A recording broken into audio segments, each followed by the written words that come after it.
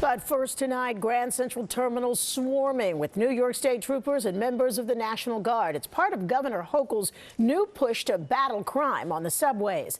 Eyewitness News reporter Stefan Kim has details, including why the extra law enforcement is making some riders nervous. At Grand Central Terminal tonight, during the thick of the evening rush, there was rhythm and blues in the background, drowned out by the relentless sound of the Metro card swipe. But in the foreground, there were M16s, part of the governor's 5-part plan announced today aimed at combating subway crime. 750 National Guard soldiers, 250 state troopers and MTA police, just open your bag really quick.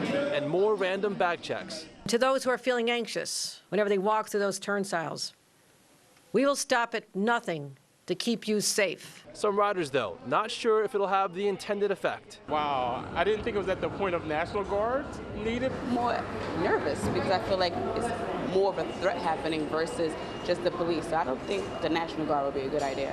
Concerned, harkening back to like 9/11. Feels like a huge overreaction and overreach. Donna Lieberman is the executive director of the NYCLU. Calling out the National Guard in response to some incidents is not the way to go. Stefan, they have this in Europe because of the terrorism threat in Europe, and no one seems to mind. You can get used to a lot of things. Former NYPD chief of detectives and ABC News analyst Bob Boy says the larger issue is recidivism and mental health. They need to be taken off and taken to a psychiatrist so they can get help, and there needs to be a plan after that to keep them into treatment. The governor's plan calls for more resources for mental health outreach teams targeting the mentally ill. It also focuses on repeat offenders. Governor Hochul wants judges to be able to ban someone from the transit system for at least 3 years if they've been convicted of a violent crime. We know who they are.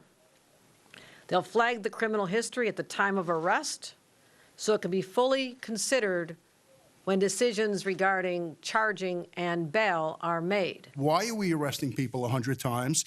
And once we make the arrest, why are they back out within a day or two sometimes? Experts say the deployment of National Guard is not sustainable long term, likely only a few months, just in time to make riders feel safe when congestion pricing goes into effect.